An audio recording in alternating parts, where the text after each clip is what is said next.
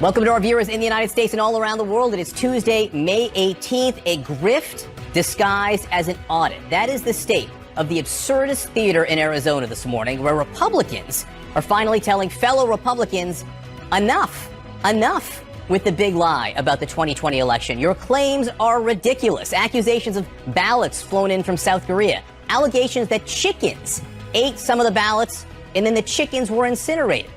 The Republican-led Board of Supervisors in Maricopa County, Arizona's largest county, are now blasting the audit, sending a letter demanding the state Senate president just put a stop to it. Tensions boiled over at a meeting last night of the supervisors. We all have our limits. I have been accused of shredding ballots tabulated in an election that I didn't run by my predecessor, my political opponent. I have been accused of inserting fake ballots delivered from a South Korean plane. The claims have even been indulged by the Senate Majority Whip.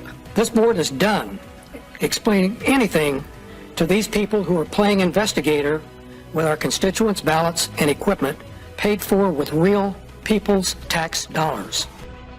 Those two guys, both Republicans, saying enough now. The partisan audit run by the Florida-based company called Cyber Ninjas is now on hold temporarily after their lease ran out at the Veterans Memorial Coliseum. Trucks moved the 2 million ballots last weekend past the Crazy Times Carnival after only reviewing a quarter of them. Arizona Secretary of State has already certified the election results, showing President Biden won the state by about 45,000 votes. But the latest review highlights how many Republicans continue to cling to Trump's unfounded claims of widespread voter fraud in 2020. These are falsehoods that continue, of course, to roil the GOP. Joining us now is CNN legal analyst and Republican election lawyer Ben Ginsberg. Okay, Ben, thank you so much. As we watch what is going on in Arizona, it's so important to have you here because we're seeing Republicans against Republicans. You have Maricopa County officials who have opposed this audit, to be clear, this entire time. They're calling this now a sham. They're calling it a con. And they have called on the Arizona State Senate to end the recount. Where does this go from here? Well, it's not immediately clear where it goes. Look, Republicans in Arizona have a big problem. The Cyber Ninjas gave a series of charges to the Senate president. The Senate president wrote about those charges to the Maricopa board. The Maricopa board was able to refute each and every one of them in a convincing 14-page letter and 17-page supplement. And the other development that's noteworthy is that Donald Trump took one of the allegations from the Cyber Ninjas, put out a tweet that said that the database in Maricopa County had been deleted. That is demonstrably not true. So all of a sudden, the credibility of both the president's overall charges and the Arizona Senate Republicans' audit is being thrown into doubt. Of course, the problem, Ben, is there are a lot of Americans out there who are not, they're going to believe President Trump. And he has the backing of state senators. I mean, this isn't just some random audit, although it is sort of, and it's led by people linked to conspiracy theories, but it has the backing of state senators, which gives it this kind of air of legitimacy. So explain why there should not be one. Explain to us what this audit has been like. Well, the audit itself and the way it's been run has been really sloppy, unprofessional, and ultimately what it comes up with, its credibility is going to be really challenged. But the context of this is that an audit where Donald Trump forces got to make their case about why the election was rigged and the results fraudulent was right here in Arizona. So I'm not sure we ought to be faulting the basic concept of the audit. But now that we're getting into the deep details of what this audit is, and it's clear from the charges made by the Cyber Ninjas that they just don't understand what they're doing, that all of a sudden this calls into doubt the credibility of the Arizona Senate Republicans, and it is going to dawn on the president and his supporters that this is costing them their credibility because here is their chance to make the case of a fraudulent election, and they're going off looking for rice and bamboo and ballots. How damaging do you think this could be for future elections? The whole process is damaging for future elections. I mean, just look at the political peril this has now put Arizona Republicans in. You've got Republicans fighting with each other. There is a significant segment of the Republican base that doesn't believe that elections are valid. If people don't believe elections are valid, they are unlikely to participate. And so that has the effect of Republicans doing a voter suppression operation on themselves.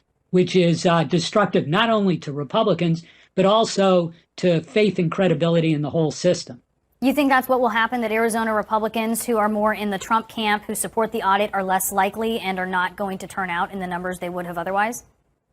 Well, one never knows what an election is going to look like 18 months from now.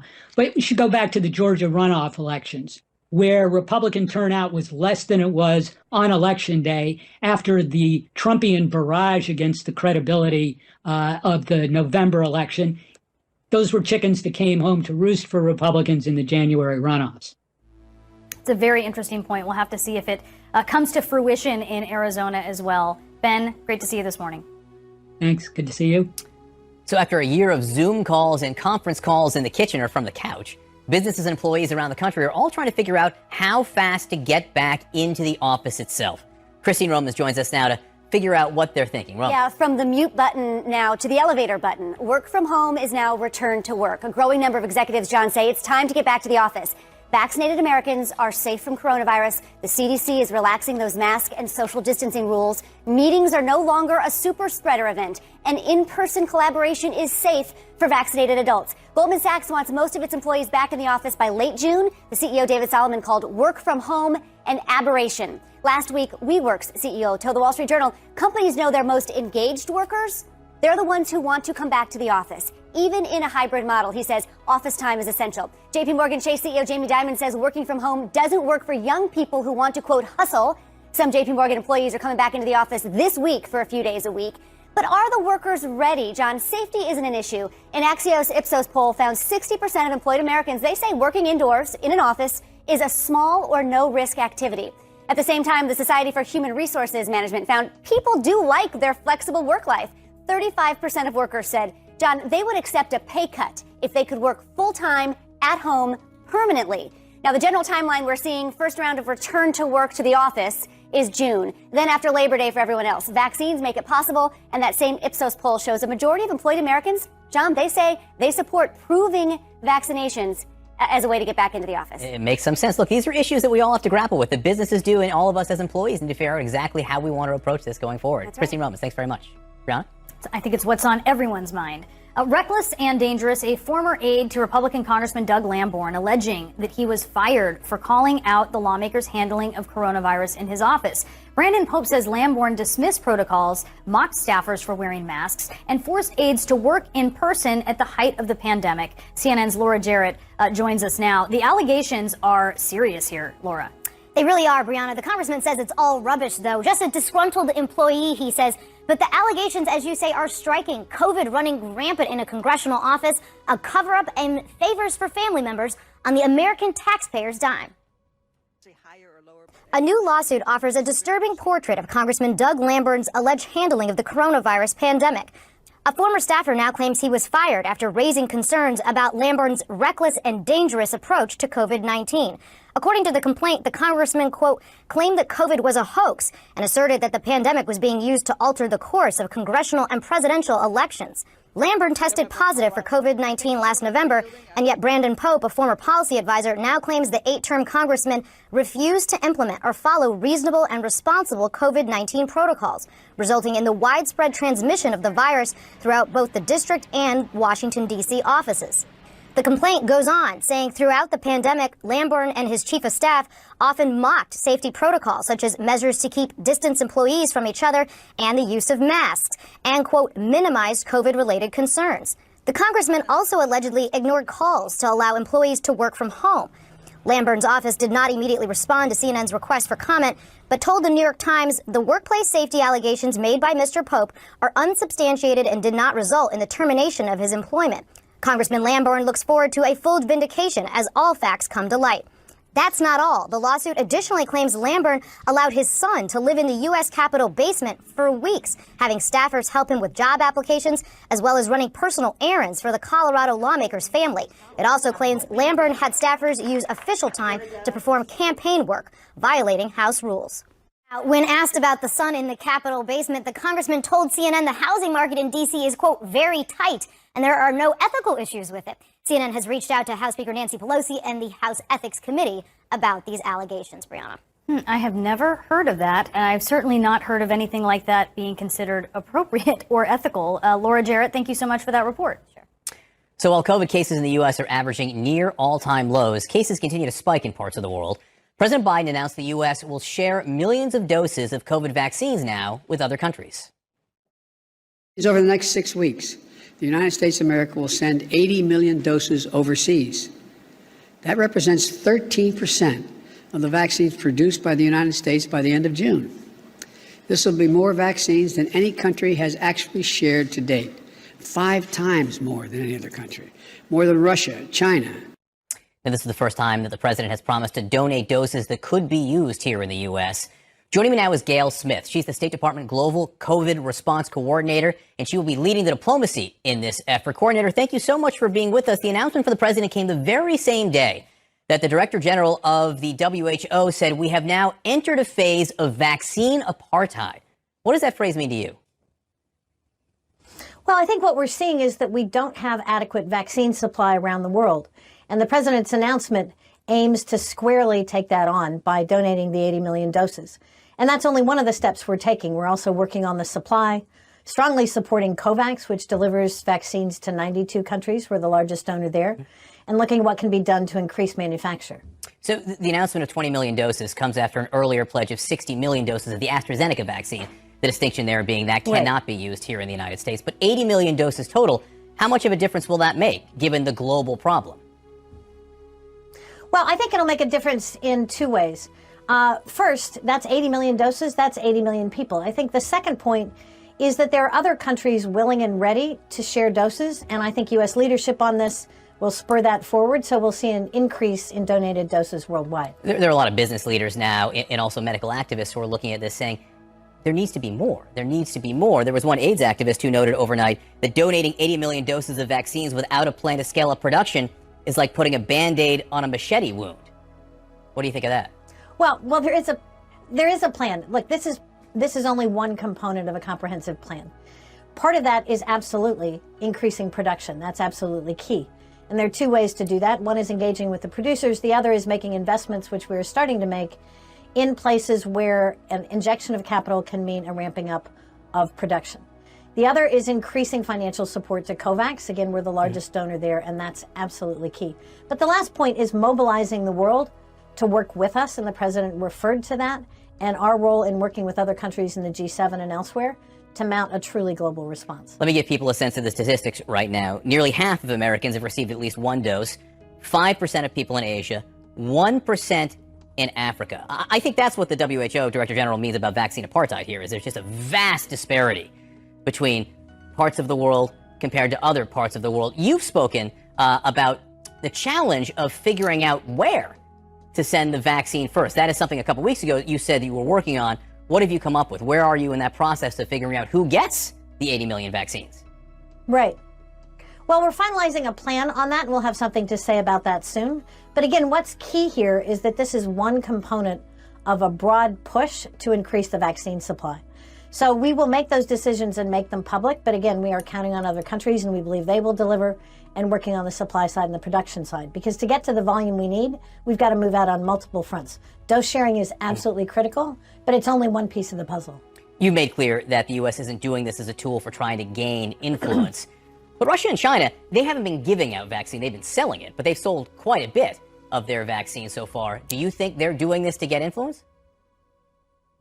Well, they've actually made less available than you might think. But I think we have seen cases where vaccines have been deployed as a tool of influence on an almost transactional basis. And I think the president's very strong view, and the correct one, is that vaccines are a tool of public health. They are the means by which we finally end this global pandemic. So our vaccines will be provided on the basis of data, on public health information, on need, and as part of a strategy to bring this pandemic to an end. We know this is such a hard job, and it's such an important job. We're so glad you are on it. Coordinator Gail Smith, thank you for joining us this morning. Appreciate it. Thank you so much for having me. So the House has reached an agreement on the Israel-Gaza border as President Biden calls for a ceasefire. We're going to speak to a leading expert on Middle East relations about what happens next. And just in, Rudy Giuliani with a new defense for his call to action just before the insurrection. So is that defense believable? A bill establishing a bipartisan commission to investigate the Capitol riot is expected to pass the House tomorrow. Here's the rub for Republicans. Their House leader, Kevin McCarthy, could be subpoenaed to testify about his actions. CNN's Lauren Fox is live on Capitol Hill. Well, that's right, Brianna. We expect this vote to take place tomorrow in the House of Representatives. We expect that it will pass out of the Democratic-controlled House. But, one of the key questions is whether or not Kevin McCarthy, the top Republican in the House, will actually support this legislation. They released the bipartisan plan on Friday. He still has not said whether or not he backs it. And part of the questioning, of course, is whether or not McCarthy himself would be called as a witness in the commission. House Minority Leader Kevin McCarthy facing renewed scrutiny over his phone call with former President Trump on January 6th. Now that a bipartisan agreement has been reached to form a 9/11-style commission, some lawmakers are looking to McCarthy to testify about that call. CNN previously reported that the conversation between McCarthy and Trump resulted in a shouting match, with McCarthy insisting that the rioters were Trump supporters who were breaking into his office through the windows. According to sources who were briefed on the call by McCarthy himself, Trump said, quote, "Well, Kevin, I guess these people are more upset about the election than you are." McCarthy then yelled at Trump, "Who the F do you think you're talking to?" In the days following the Capitol attack, McCarthy said Trump was responsible. The president bears responsibility for Wednesday's attack on Congress by mob rioters. But a week later, do you believe that former President Trump provoked? I don't believe he provoked if you listen to what he said at the rally. in January, McCarthy traveled to Mar-a-Lago to visit the former president, and since then has downplayed his phone conversation with Trump. My conversations with the president are my conversations with the president. Representative Liz Cheney, who was recently stripped of her leadership position for speaking out against Trump, believes McCarthy should testify. Leader McCarthy has spoken to a number of people in large groups and small groups since the 6th about his exchanges with the president. He's spoken publicly on the House floor about his view of the president's responsibility. I think it's very important that he clearly has facts about that day, that an investigation into what happened, into the president's actions, ought to get to the bottom of. And I think that he has important information that needs to be part of any investigation. But what do you think it accomplishes to talk about a conversation on January 6th? Do you think it raises issues of President Trump's responsibility for the riot, whether or not he's trying to tamper with Kevin McCarthy as a witness?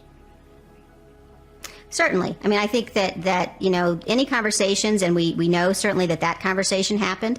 Just a few weeks earlier, McCarthy was also asked by Fox News Sunday host Chris Wallace about witness tampering. Has the president ever reached out to you since that report came out to discuss what you and he talked about in the January 6th phone call? And did you say to him, I can't because we're under oath? No. That never happened? It's never happened. And you would never even close. And if it did happen, you would agree that would be witness tampering? Yeah, but never happened. Never even came close. Never had any conversation like that. Okay. Never even heard that rumor before till today. And of course, if this commission was actually established, it would be 5 Republicans and 5 Democrats. At least those are the groups that would be appointing the members of the commission, Brianna. So it's still unclear whether or not they could actually get McCarthy as a witness, given the fact that this commission would be split evenly between Democrats and Republicans. Very interesting. And tomorrow, this vote, I mean, should we expect that this is going to pass the House, obviously, right, when it comes to a January 6th commission? Well, I think that's exactly what we're expecting, Brianna, that this will easily pass the House of Representatives. Now, the bigger question is what happens in the U.S. Senate. You know, several of us were talking to Republicans yesterday about whether or not they supported this commission. Remember, Democrats need 10 Republican votes in order to move ahead with it. And there was a little bit of discrepancy in the leadership ranks about whether or not this commission was actually a good idea. You had people like Senator John Thune saying it likely would pass. You had people like Senator Roy Blunt, another member of Republican leadership, saying it might not be the best idea, given the fact that he thinks there are immediate changes that need to happen in Capitol security, and he worries that a commission could delay further actions up here on Capitol Hill to make lawmakers and staff safer. Brianna? All right, Lauren Fox on the Hill, thank you. Attorneys for Rudy Giuliani coming out with a brand new defense for his speech to a pro-Trump crowd on January 6th, just before the insurrection. That's just one of the many legal battles, though, that he is fending off. And stiff new penalties aimed for unruly passengers, including not wearing masks. Is it legal? We'll ask the head of the FAA. Right, a lot of them will go to jail. So, let's have trial by combat. Trial by combat. So lawyers for Rudy Giuliani argue in a new court filing overnight that Giuliani wasn't literally advocating for an insurrection when he said that to Trump supporters on January 6th, like just a little bit before the actual insurrection, a little bit before the actual combat. They say his words were only hyperbolic. The assertion comes in response to a lawsuit filed by Congressman Eric Swalwell. Joining me now to discuss, CNN legal analyst and criminal defense attorney Joey Jackson and CNN legal analyst and former prosecutor Paul Callan. Gentlemen, let me stipulate that the number of legal issues facing Rudy Giuliani are so many and so complicated, it's hard to, space it out and unwind them. We're going to try. First to this one, Joey. The argument overnight from Giuliani's lawyers that trial by combat didn't mean combat. Words don't matter. Why should they matter? Listen, the reality is this. Words matter. They matter a lot, and they're meaningful. And when you hold a position of authority, a position of trust, a position of respect, you have to watch what you say. And then when you say it, you cannot then say, well, do not listen or do not believe, right, what you just heard. The reality is that we know what trial by combat means. We know within the context in which it was used. We know that words do matter. We know that the court has opined that when you say something that would cause immediate, imminent, lawless action, that it's problematic and it's not lawful. And so I don't buy it at all. Obviously, he's spinning, he's moving, he's bobbing, and he's weaving. But you know what? There are consequences to what you say. Sir, accept those consequences and stop trying to finagle out of it. You know, John, once I sat in on a Joey Jackson summation. It was in a murder case. And his words were inflammatory in that courtroom. He paced around the courtroom saying all kinds of inflammatory things to the jury. And you know what he was asking for in the end? An acquittal for his client in a court of law. Nobody tried to place Joey Jackson under arrest. And to say that a lawyer, even Giuliani, by using the words trial by combat, and by the way, other parts of that speech, he talks about gathering evidence. So it's clear that his context was not to make these individuals march and take over the Capitol, but it was in the context for him of trial by combat in a courtroom. Here's just the like this segment. This would be television by combat. Here's Joey, what we do. As lawyers, what we do is we analogize, we say things are similar, and we say things are different. When I'm in a courtroom, I'm arguing to a jury. Guess what? They're sitting there, and hopefully they're listening to what I have to say. They're not in an uproar. They're not yelling. They're not screaming. There's not people who are milling about looking to take someone's head on a stick. There are not people who are there who are marching to the Capitol, who are disagreeing with the results of an election. Joey, I was respecting the lawful process. I was there at the end of that summation, and that jury was ready to take somebody's But head literally, on a stick. Paul, the jury So it was a good summation. The jury didn't have bear mace. Yes. The jury didn't have bear mace. You're dealing with a different group of people here. Yes, that's quite true. But I think when we're going to criminalize the use of words, we have to be very careful about it. And the Supreme Court has said that you can criminalize the use of words in the Brandenburg case, but they said it has to be clear that you're immediately inciting violence. And by the way, the Brandenburg case involved a Ku Klux Klan rally where incendiary rhetoric was used. There was an arrest, and you know what? That got thrown out of court. Now, I don't think that Giuliani's statement is the same thing as a Ku Klux Klan person threatening to assault. John, just one last point. Let me just jump in here because, as I said, there are so many issues surrounding the walking human liability that is Rudy Giuliani. I want to cover one other thing because his lawyers are also arguing, Joey, that the search warrant executed on his apartment and on his office, not legal. Yeah. Your view. Look, the bottom line, John, is this, is that as lawyers, we challenge things, and we don't want the government to have unfettered intrusion. And so therefore, his lawyers, I would always argue that you have to hold the government to its paces. We're not just going to accept at face value any type of warrant that's issued. However, let's understand where we are, John. The rules of engagement here. What are those rules? We're not beyond a reasonable doubt. We're not having a unanimous verdict. We're having the government inquire whether or not there's reason to believe that a crime was committed and Giuliani committed it. It's probable cause. It's a low standard. And so, very quickly, in order to get that warrant thrown out, what do you have to demonstrate? That the underlying affidavit was false, that the statements were false, that they were intentionally false or recklessly false, and that those statements, John, were the basis that motivated and led to the application and otherwise the issuance of the warrant. That's a very high bar. Inflammatory rhetoric by my friend Joey Jackson. What you're leaving out, of course, is that here's what the prosecutors did in this case and what Giuliani's lawyers are saying as to why the warrant should be thrown out. There was a prior warrant that was secretly obtained, and the information in that warrant, and by the way, what they have done is they've seized his iCloud account. Now, anybody who handles email knows that these iCloud accounts include pictures, maybe family pictures, maybe client pictures, documents regarding, if you're an attorney, your clients, as well as email, all of your email. So the government seizes all of that, and then they bring in what they call a taint team. So they're saying, well, we're not going to look at it all. We'll just look at certain parts of it. All right? Well, let me ask you this, John. If you hired a lawyer and you knew that the government had been searching every communication that he had with his attorneys, that lawyer wouldn't get many additional attorneys. And that's why The right to counsel is so important. And if the government is going to go into an iCloud account and seize that kind of information, they better have rock solid reasons to do so. And I haven't seen it. Smoke and mirrors. That's a good point. All I've seen is smoke and mirrors so far. So let's I'm looking talk about for hard evidence, let's Joey talk Jackson. about the hard Where's evidence. the hard evidence? Let's talk about what happens with that. How you get hard evidence, John, is that you examine the underlying basis for what's in the iCloud. We start with the premise that no person is above the law. Don't tell me just because you're the president's counsel that I can't look and examine your information. There's a process for that. You alluded to it, Mr. Callen. It's called the taint teams. And what they do is they segregate out that information that's not relevant to the underlying application, that information that doesn't otherwise implicate you in wrongdoing. And what they do with that information, if you engage in wrongdoing, is they prosecute you. Just like you, Mr. Giuliani, prosecuted other people. So, just Joey, like you, sir.